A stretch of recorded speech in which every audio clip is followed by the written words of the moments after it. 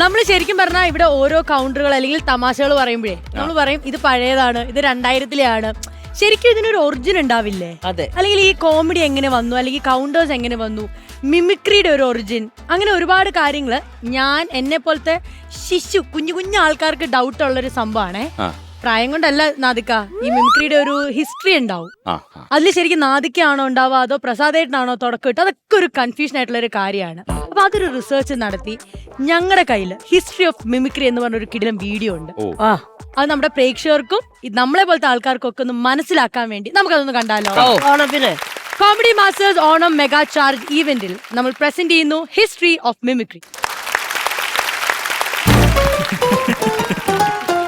എവിടെയും ഏറ്റവും എളുപ്പത്തിൽ ഹിറ്റാകുന്ന രസം ഹാസ്യമായതിനാൽ ചരിത്രാതീത കാലം തൊട്ടേ ചിരിക്കാൻ കഴിയുന്ന ഏകജീവിയായ മനുഷ്യൻ ഹാസ്യത്തിൽ നിന്നും പിറവി കൊള്ളുന്ന കലാരൂപങ്ങൾ കണ്ടുപിടിച്ചു.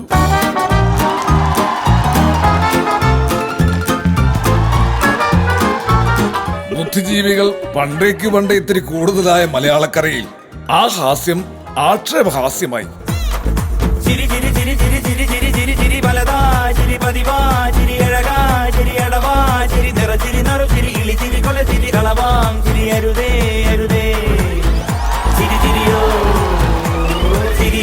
നമ്പ്യാരും തുള്ളലും അതിന്റെ പേറ്റന്റ് എടുത്തപ്പോൾ ഓട്ടം തുള്ളലിൽ പലതും പറയും, അതുകൊണ്ടാരും ഖേദിക്കരുത്. ഓട്ടം തുള്ളലിൽ പലതും പറയും. സ്ലാപ്സ്റ്റിക് കോമഡിയുടെ കൈപിടിച്ച് സർക്കസിൽ കോമാളിയും നാടകങ്ങളിൽ വിദൂഷകനും ചിരിയുടെ റൂട്ട് തെളിച്ചപ്പോൾ 70s ആ റൂട്ടിലേക്ക് പുതിയ സ്റ്റാർട്ടപ്പുമായി മിമിക്രി എത്തി.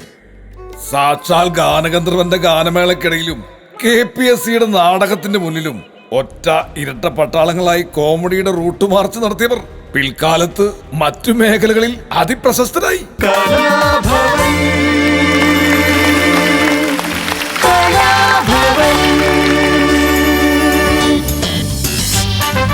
കൊച്ചിൻ കലാഭവൻ എന്ന മഹാപ്രസ്ഥാനവും അതിന്റെ അമരത്ത് ആബേലച്ചനും എത്തിയപ്പോൾ മിമിക്രി എന്ന ഒറ്റയാൾ കലാരൂപം നിരത്തിവെച്ച മൈക്കുകളും നീളൻ ജുബയുമായി മിമിക്സ് പരേഡിലേക്ക് ജ്ഞാനസ്നാനം ചെയ്യപ്പെട്ടു.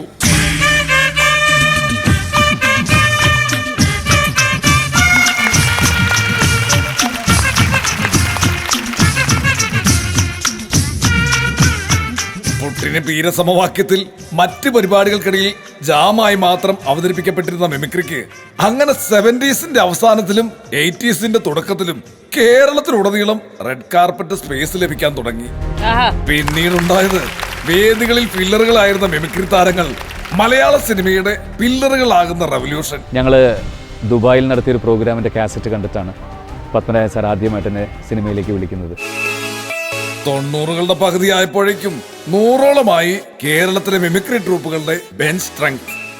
ആ മിമിക്രി യൂണിവേഴ്സിറ്റികളിൽ നിന്നും ഡബിൾ പ്രൊമോഷൻ കിട്ടി സിനിമയിലേക്ക് കയറിയ എത്രയെത്ര താരങ്ങൾ.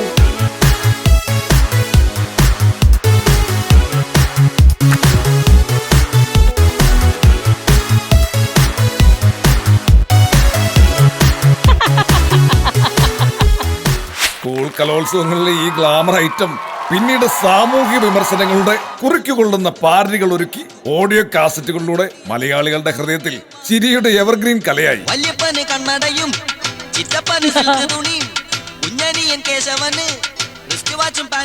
മിമിക്സ് ബാല്, മിമിക്സ് ഗാനമേള, figure show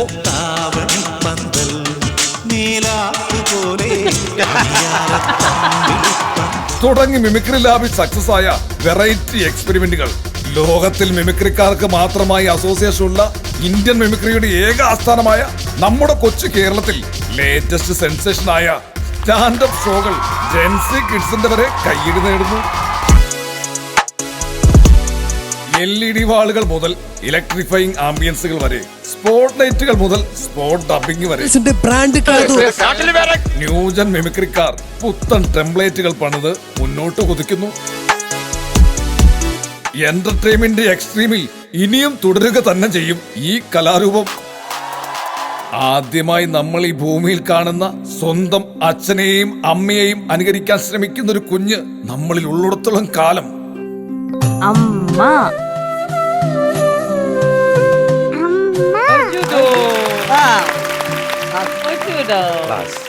what A long journey. ശരിക്കും പറഞ്ഞാൽ ഒരു ഈ പറഞ്ഞ പോലെ 70s തന്നെ ഇപ്പോഴത്തേക്ക് നോക്കുകയാണെങ്കിൽ പല കാലഘട്ടം പല ഫോർമാറ്റിൽ വന്നു. ഇപ്പൊ പറഞ്ഞ സ്റ്റാൻഡപ്പ് കോമഡി ഡിജിറ്റലായി, സ്റ്റേജായി, ടെലിവിഷനിലൂടെയായി, അതിന്റെ സിറ്റ്കോംസ് ഉണ്ട്. അങ്ങനെ ഒരുപാട് കാര്യങ്ങളിലേക്ക് ഈ യാത്രകളിലൊക്കെ ഉടനീളം ഉണ്ടായിരുന്ന ഒരുപാട് ആൾക്കാർ നമ്മുടെ കൂടെയുണ്ട്. എന്ത് തോന്നുന്നു അതൊക്കെ ഇതിപ്പോ കണ്ടപ്പോ? ശരിക്ക് ഈ ഫോട്ടോസും കാര്യങ്ങളും അല്ലെങ്കിൽ ഈ ജേണി ഇപ്പോൾ നമ്മളിവിടെ കണ്ടപ്പോൾ ഇതൊക്കെ നമ്മളുടെ സീനിയേഴ്സ് ആയിട്ടുള്ള അല്ലെങ്കിൽ പണ്ട് ഇപ്പോൾ KSP ഇവിടെ ഇരിപ്പുണ്ട്. കലാഭവനിൽ മിമിക്രി നടന്നുകൊണ്ടിരുന്ന സമയത്ത് ഇവരുടെ റിഹേഴ്സൽ കാണാൻ വേണ്ടിയിട്ട് അതിൻ്റെ ജനലിൽ കൂടി ഒളിഞ്ഞു നോക്കി റിഹേഴ്സൽ കണ്ടിരുന്ന ആൾക്കാരാണ് ഞാനൊക്കെ. അപ്പോൾ എന്നെ മിമിക്രി കൊണ്ടുവന്ന ആളാണ് ജോർജ്, ഏലൂർ ജോർജ്. അദ്ദേഹം കാരണം ഗാനവിളക്ക് പാട്ട് പാടിയിരുന്ന നമ്മളെ ഒരു കാരണക്കാരനായിട്ടുള്ള ജോർജും രമേശ് കുറുമശ്ശേരി. പിന്നെ വീഡിയോ കാസറ്റുകളിലൂടെ ഞങ്ങളെയൊക്കെ ഞാൻ, ദിലീപ്, ഷിയാസ്, അശോകൻ ചേട്ടൻ, അങ്ങനെ ഒരുപാട് പേർക്ക് വീഡിയോ കാസറ്റുകളിലൂടെ അവസരം തന്ന ആളാണ് KS പ്രസാദ്, KSP. അപ്പോൾ അങ്ങനെയൊക്കെ തന്നെയാണ് ഞങ്ങളുടെയൊക്കെ ജേണി. അല്ലെങ്കിൽ ദൈവാനുഗ്രഹിച്ചിട്ട് ഇവിടെ ഇങ്ങനെ ഇരുന്ന് നമ്മൾ സംസാരിക്കുന്നതിന് കാരണക്കാരായിട്ടുള്ള വ്യക്തികളിൽ പലരും ഇവിടെ നമ്മുടെ മുമ്പിലുണ്ട്. പിന്നെ അതിന് ശേഷമാണ് നമ്മളൊക്കെ പലർക്കും കാരണക്കാരായി വന്നത്. അത്രേ ഉള്ളൂ. ഈ വിഷ്വൽസ് എല്ലാം കൂടെ കണ്ടു കഴിഞ്ഞപ്പോൾ ശരിക്കും ഒരുപാട് കാലങ്ങളുടെ പുറകോട്ട് പോയി. കാരണം ഇപ്പം കണ്ട ഷോർട്സിൽ മിമിക്രി ബേസ് ചെയ്തിട്ടുള്ള ഷോർട്സിലൊരു 75% ഞാൻ തന്നെ ഷൂട്ട് ചെയ്തതാണ്. തീർച്ചയായിട്ടും എനിക്ക് അഭിമാനിക്കാവുന്നൊരു കാര്യമാണ്. അതിൽ ആദ്യത്തെ കാസറ്റ് എന്ന് പറയുന്നത് തന്നെയാണ് നാദൃശ്യം അഭിയൊക്കെ ഉള്ള mimics parade of Cochin Oscar. അതിനുശേഷമുള്ള കലാഭവൻ്റെ ഹരിശ്രീ മിമിക്സ് പരേഡ്, ദിലീപും. ഈ കാസറ്റുകൾ എല്ലാം നമ്മൾ തന്നെ ഷൂട്ട് ചെയ്ത കാസറ്റ് ആയതുകൊണ്ട് ഒരുപാട് കാലഘട്ടങ്ങളിലൂടെ പുറകോട്ട് പോകാൻ സാധിച്ചു. എനിക്ക് ഒരുപാട് നൊസ്റ്റാൾജി ഫീൽ ചെയ്തു. സത്യം പറഞ്ഞാൽ ഒരുപാട് പ്രാവശ്യം ഇങ്ങനെ രോമം എഴുന്നേറ്റ് വന്നു പോയി ആ പഴയ കാലഘട്ടം. അതുപോലെ ടെസ്റ്റിഗാനൊക്കെ ആയിട്ടുള്ള നമ്മുടെ പോലക്കടക്കാരൻ ആ സോങ്സ്, അങ്ങനെ പാരഡൈസ് സോങ്സ് ഒക്കെ ആദ്യമായിട്ട് നാദൃശ്യയുടെ ഷൂട്ട് ചെയ്ത് ഞാനായിരുന്നു. അപ്പോൾ അതെല്ലാം ഇങ്ങനെ എല്ലാം കൂടെ ഒരുമിച്ച് ഇത് എഡിറ്റ് ചെയ്തത് ആരായാലും ഗംഭീരമായിട്ടുണ്ട് അതിനകത്ത്. അതുപോലെ AI-യുടെ കുറേ വർക്കുകളും അതിൻ്റെ കൂടെ മിക്സ് ചെയ്തിട്ടുണ്ട്. ആ രണ്ടും കൂടെ മിക്സ് ചെയ്ത് പലരുടെയും തല മാറ്റി വേറെ തലകൾ വെച്ചിട്ടുണ്ട്. അതൊക്കെ ഗംഭീരമായിട്ടുണ്ട് ആ വർക്ക്. ആരായാലും പ്രത്യേകിച്ച് അതിൻ്റെ പുറകിലുള്ള ഇതിൻ്റെ സംവിധായകന് നല്ലൊരു കൈയടി കൊടുക്കണം നമുക്ക്. എലീന, ഒരു സംശയം ചോദിക്കാൻ, ഇത് ഒറിജിനൽ സലീം കുമാർ പറഞ്ഞാണ് അല്ലെങ്കിൽ മിമിക്രി ആർട്ടിസ്റ്റ് വോയിസ് ഓവർ കൊടുത്താണ്? മിമിക്രി ആർട്ടിസ്റ്റ് സൗണ്ട് കൊടുത്തു.